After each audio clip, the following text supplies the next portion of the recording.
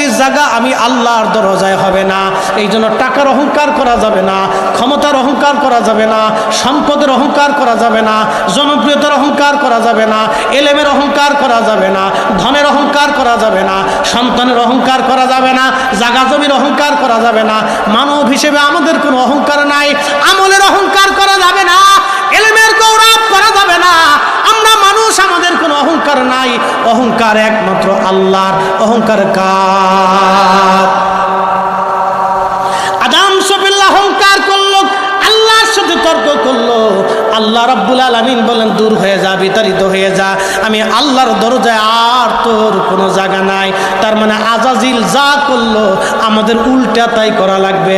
আজাজিল অহংকার করলো, সেজদা দিল না, আমাদেরকে সেজদা দেওয়া লাগবে আর আল্লাহর দরবারে মাপ চাইতে হবে।